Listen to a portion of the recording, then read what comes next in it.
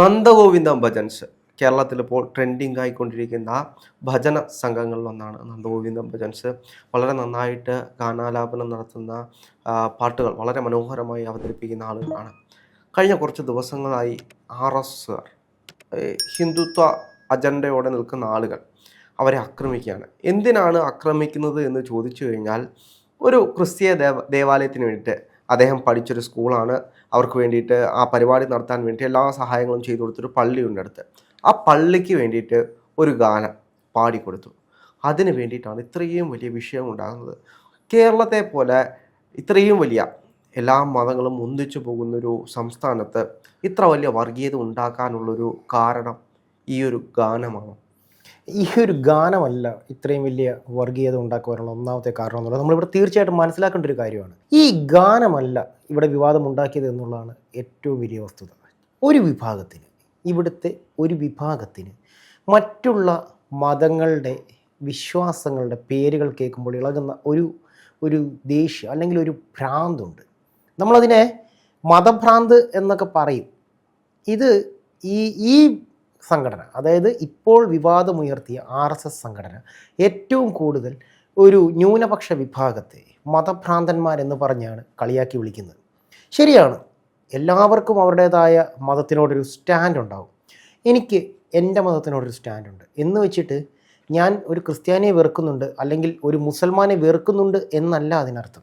പിന്നെ നന്ദഗോവിന്ദം ഭജൻസ് വേമ്പിൻകുളങ്ങര, അതായത് കോട്ടയത്തുള്ള വേമ്പിൻകുളങ്ങര ശ്രീ മഹാവിഷ്ണു ക്ഷേത്രത്തിലാണ് ഈ പറയുന്ന പ്രോഗ്രാമിന് വന്നിട്ടുള്ളത്. ഈ വേമ്പിൻകുളങ്ങര മഹാവിഷ്ണു ക്ഷേത്രത്തിൻ്റെ ഒരു പ്രത്യേകത എന്ന് വെച്ച് കഴിഞ്ഞാൽ, അവിടുത്തെ ദേശവിളക്ക് പോകുന്ന സമയത്ത് ഹിന്ദുക്കൾ മാത്രമല്ല അവിടെ വിളക്ക് കളിക്കാറുള്ളത്. അവിടെ ക്രിസ്ത്യൻസ് റോഡിൻ്റെ അരികിൽ മെഴുകുതിരി വെച്ച് പ്രാർത്ഥിക്കുന്ന, അവിടുത്തെ ചടങ്ങുകൾക്ക് ക്രിസ്ത്യനും ഹിന്ദുവും കൂടി ഒരുമിച്ച് കാര്യങ്ങൾ ചെയ്യുന്ന, അതായത് എല്ലാ മതങ്ങളും ഒരുമിച്ച് കാര്യങ്ങൾ മുന്നോട്ട് കൊണ്ടുവന്ന, ഉത്സവമാകട്ടെ അവിടുത്തെ ചടങ്ങുകളാകട്ടെ എല്ലാം തന്നെ ഈ പറയുന്ന രണ്ട് മതങ്ങളും ഒരുമിച്ച് മുന്നേക്ക് കൊണ്ടുപോകുന്ന ഒരു നാടാണ്. അല്ല, എനിക്ക് ഇവർ വികാരധീരരാകുമ്പോഴേ ഈ ഹിന്ദുത്വം പറയുന്ന ആളുകളുണ്ടല്ലോ, അല്ലെങ്കിൽ ഹിന്ദുക്കളെ സംരക്ഷിക്കാൻ വേണ്ടി നടക്കുന്ന കുറച്ച് ആളുകൾ, അവരുടെ ഈ വികാരധീരരാകുമ്പോൾ എനിക്ക് ചോദിക്കാനുള്ള ഒരു കാര്യം, ശബരിമലയിൽ അയ്യപ്പൻ ഉറങ്ങാൻ നേരം കേട്ട് ആലപിക്കുന്ന പാട്ട് ഏതാണ് എന്ന് നോക്കിയാൽ മതി.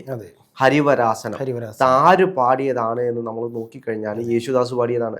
യേശുദാസ് ആരാ? ക്രിസ്ത്യാനിയാ. പക്ഷെ ആ യേശുദാസ് എനിക്ക് ഗുരുവായൂരപ്പന്റെ ഭക്തി ഗാനങ്ങൾ, ഗുരുവായൂരപ്പൻ കേട്ടുണരുന്ന ഗാനങ്ങൾ, ഇതൊക്കെ ആരാ ഉണ്ടാക്കിയത്? ഇതൊക്കെ ആരാ പാടിയത്? ഏത് ദൈവത്തിനാണ് മതം?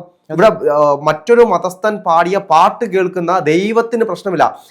ഇത് ആ ക്ഷേത്രത്തിലിരിക്കുന്ന ദേവൻ ആ ഗാനം കേട്ടുകൊണ്ടാണ് ഉണരുന്നത്. ആ ദേവനില്ലാത്ത എന്ത് മതമാണ്, ഏത് മതമാണ് ഇവിടുത്തെ ഈ ശശികലയെ പോലുള്ള?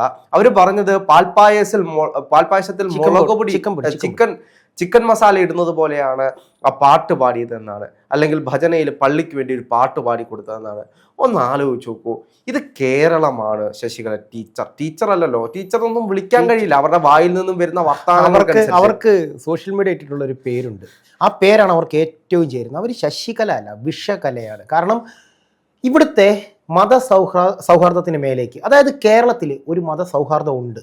അത് എന്തൊക്കെ പറഞ്ഞാലും ഉണ്ട്. അതൊരു കോൺഗ്രസ്സുകാരനാണെങ്കിലും ഒരു കമ്മ്യൂണിസ്റ്റുകാരനാണെങ്കിലും അവർക്ക് എപ്പോഴും ഒരു മുസൽമാനും ഒരു ക്രിസ്ത്യാനിയും കൂട്ടുണ്ട്. ഈ പറയുന്ന BJPക്കാർക്കും ഈ രാഷ്ട്രീയ പാർട്ടി വിട്ട് പുറത്തേക്ക് വന്നു കഴിഞ്ഞാൽ അവർക്കും ഉണ്ട് ഒരു മുസ്ലിമോ അല്ലെങ്കിൽ ഒരു ഹിന്ദുവോ സുഹൃത്തായിട്ട്. പക്ഷേ ഈ പാർട്ടിയുടെ മതിൽക്കെട്ടിനകത്തേക്ക് കയറുമ്പോൾ അവർക്ക് ഹിന്ദുവും മുസൽമാനും ശത്രുവാണ്. അതെങ്ങനെ ശത്രു ആകുന്നു എന്നതും കൂടി നമ്മൾ ചിന്തിക്കണം.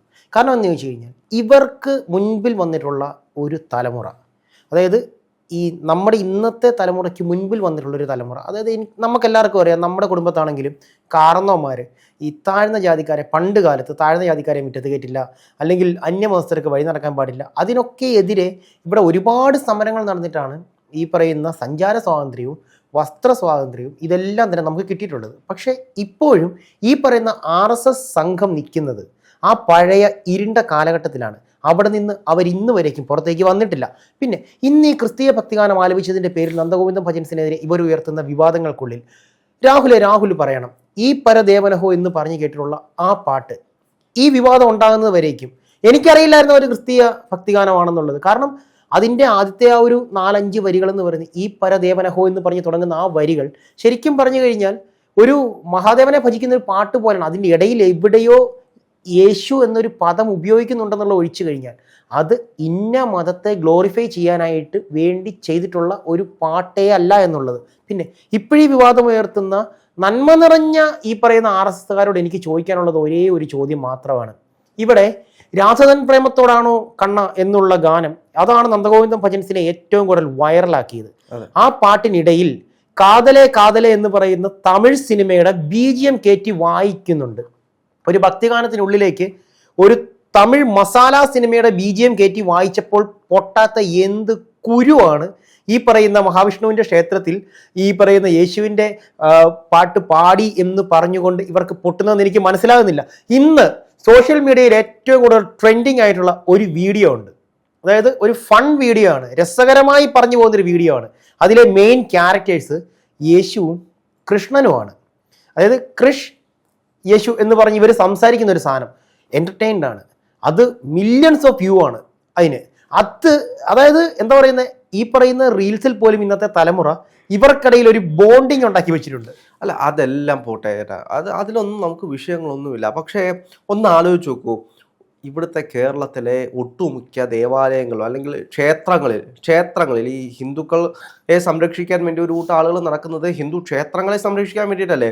ഇവിടെ ഇരിക്കുന്ന ശിവനെയും വിഷ്ണുവിനെയും ഗണപതിയെയും, അതായത് ലോകദേവതകളായ ഇവർ പറയുന്ന രീതിയിൽ ഈ ലോകത്തെ സംരക്ഷിക്കുന്ന ദേവതകളായിട്ടുള്ള കാളിയെയും ശിവനെയും അതേപോലുള്ള ദേവതകളെ ഹിന്ദുക്കൾ സംരക്ഷിക്കുകയാണ്, മനുഷ്യർ സംരക്ഷിക്കുകയാണ് എന്ന് പറയുന്നുണ്ട്. ഈ ലോകദേവതകളെയാണ് മനുഷ്യൻ സംരക്ഷിക്കുക എന്ന് ഓർമ്മ വേണം.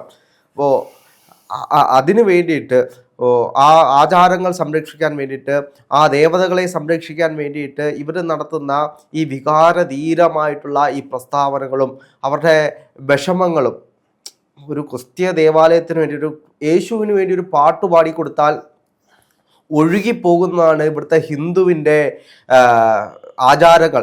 അങ്ങനെയാണെങ്കിൽ ഒരു ആചാരത്തിന്റെ ആവശ്യമില്ലെന്നേ. ഇല്ല, ഇവിടുത്തെ ഹിന്ദുക്കൾക്ക് ഒരു ആചാരത്തിന്റെയും ആവശ്യമില്ല. അങ്ങനെയാണെങ്കിൽ ഒഴുകിപ്പോകുന്ന ഒരു ആചാരമാണെങ്കിൽ, മറ്റൊരു ദേവനെ വിളിച്ചു കഴിഞ്ഞാൽ, മറ്റൊരു ദേവതയ്ക്ക് വേണ്ടി ഒരു പാട്ട് പാടിക്കൊടുത്തു കഴിഞ്ഞാൽ, മറ്റൊരു ദേവതയെ കണ്ടെന്ന് വണങ്ങിക്കഴിഞ്ഞാൽ ഒലിച്ചു പോകുന്നതാണ് കേരളത്തിന്റെ ആചാരങ്ങളെങ്കിൽ അത് ഒലിച്ചു പോട്ടെന്നേ. അങ്ങനെ ഒരു ആചാരം വേണ്ട. ഈ ആചാരങ്ങളെല്ലാം ഉണ്ടാക്കിയത് മനുഷ്യന് വേണ്ടി തന്നെയാണല്ലോ, മനുഷ്യൻ തന്നെ ഉണ്ടാക്കിയതല്ലേ. അപ്പോൾ ഈ ദേവതകൾക്കില്ലാത്ത എന്ത് വിഷമമാണ് ഈ ശബരിമലയിൽ അയ്യപ്പന് കേട്ടുണരാനും കേട്ടുറങ്ങാനും കഴിയുന്ന ഭക്തിഗാനങ്ങൾ ഇവിടുത്തെ ക്രിസ്ത്യാനിക്ക് പാടാമെങ്കിൽ, ഇവിടുത്തെ ഗുരുവായൂരപ്പന് ഉറങ്ങാനും അല്ലെങ്കിൽ ഗുരുവായൂരപ്പൻ കേട്ടുണരുന്ന ഗാനങ്ങൾ ഇവിടുത്തെ ക്രിസ്ത്യാനികൾക്കും മറ്റു മതത്തിലുള്ള ആളുകൾക്കും പാടാമെങ്കിൽ ഏത് പാട്ടും ആർക്കും പാടാം. അതിനകത്ത് ഹിന്ദു സംരക്ഷണവുമായി അങ്ങനെ ആരും വരണം. ഇപ്പോൾ ഞാനും ഇപ്പോൾ ഇവർ പറയുന്ന ഹിന്ദു മതമുണ്ടല്ലോ, അങ്ങനെയാണെങ്കിൽ ഞാനും ആ ഒരു മതത്തിൻ്റെ കീഴിൽ വരുന്ന ഒരാൾ തന്നെയാണ്. അപ്പോൾ ഞാനും ക്ഷേത്രങ്ങളിൽ പോകുന്ന ഒരാളാണ്. അപ്പോൾ എനിക്കില്ലാത്തൊരു മതവികാര വ്രണപ്പെടലും ഇതിനകത്ത് എനിക്ക് തോന്നിയിട്ടില്ല. രാവിലെ ഞാൻ ഒരു കാര്യം പറയട്ടെ, ഇവിടെ മതം മനുഷ്യനെ നിർണ്ണയിക്കുന്ന ഏത് സമയത്താണെന്നറിയോ? എങ്ങനെയാണ് ഒരുവൻ ഇന്ന മതമാണെന്ന് തീരുമാനിക്കുക എന്നറിയോ? നെറ്റിയിലെ കുറിയും കഴുത്തിലെ കൊന്തയും അതുപോലെ തന്നെ നെറ്റിയിലെ നിസ്കാര തഴമ്പും മാത്രമാണ് ഇവൻ ഇന്ന മതമാണെന്ന് നമ്മളെ തീരുമാനിപ്പിക്കുന്നത്, അല്ലെങ്കിൽ അത് തിരിച്ചറിയുന്നത്. അതല്ലാതെ ഒരു 4 പേരെ കൂട്ടി നിർത്തുന്നു, ഒരു ഹിന്ദുവിനെയും ഒരു ക്രിസ്ത്യനെയും ഒരു മുസൽമാനെയും കൂട്ടി നിർത്തുന്നു, ഒരുവിധ ആടയാഭരണങ്ങളും ഇല്ലാതെ, നെറ്റിയിൽ കുറിയില്ല, കഴുത്തിൽ കൊന്തയില്ല, നെറ്റിയിൽ നിസ്കാരത്താഴമ്പില്ലാത്ത ഒരു 3 പേരെ കൂട്ടി നിർത്തിയേച്ച് ഒരു അപരിചിതനോട് കൊണ്ടുവന്നിട്ട് ഇതിൽ ഇവരുടെ മതം തിരിച്ചു പറയാൻ പറഞ്ഞാൽ എങ്ങനെ ഒരാളുടെ മുഖത്ത് നോക്കി മതം പറയും? ഒരിക്കലും പറയാൻ കഴിയില്ല. അപ്പോ ആരെടുത്ത് വളർത്തുന്നു അതിനനുസരിച്ച് ആരുടെ മക്കളായിട്ട് ജനിക്കുന്നു, ഏത് ഗർഭപാത്രത്തിൽ ജനിക്കുന്നു, അവർ ഏത് മതമാണ് കൊണ്ടു നടക്കുന്നത്, അത് നമ്മളെ ഇൻഫ്ലുവൻസ് ചെയ്യും. സ്വാഭാവികമായിട്ട് നമ്മൾ കേട്ട് വളർന്നു വരുമ്പോൾ അതിൽ നമ്മൾ ഭാഗപാത്രമായി പോകും. അത്ര മാത്രമേ ഉള്ളൂ. ഇത് ഇന്ത്യയാണ്, ഇവിടെ ഒരു ഭരണഘടനയുണ്ട്, ആർക്കും ഏതു മതവും സ്വീകരിക്കാനുള്ള എല്ലാ അവകാശവുമുണ്ട്. ഇനി പാട്ടിലും ജാതിയും മതവും ഐത്തവും ഒന്നും കൊണ്ടുവരാനുള്ള, ആസ്വദിക്കാനുള്ളതാണ് പാട്ട്. അതെ, ആ ഒരു കാലഘട്ടത്തിലേക്ക് കൊണ്ടുപോകാൻ ആരും താല്പര്യപ്പെടുന്നില്ല. അതിന് മുതിരുകയും ചെയ്യരുത്.